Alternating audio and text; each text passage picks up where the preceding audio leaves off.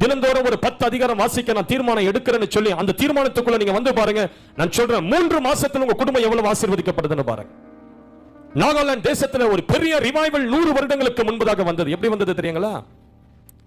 ஆண்கள் எல்லாம் வேலைக்கு போன பிறகு அந்த கிராமத்தில் இருக்கிற பெண்கள் உட்கார்ந்து வீட்டுக்குள்ள உட்கார்ந்து வட்டமிட்டு உட்கார்ந்து பைபிளை எடுத்து திறந்து வச்சு இந்த அம்மா ஒரு வசனம் வாசிக்க அடுத்த வசனத்தை இன்னொரு அம்மா அப்படி வாசித்து இந்த வசனத்துடைய அர்த்தம் என்னவா இருக்கும், இந்த வசனத்துடைய அர்த்தம் என்னவா இருக்கும், இதுக்கு ஒத்த வசனம் எங்க இருக்குது, கர்த்தர் என்ன சொல்ல போறாருன்னு சொல்லி அப்படி ஒரு டிஸ்கஷன் பண்ண ஆரம்பிச்சாங்களாம்.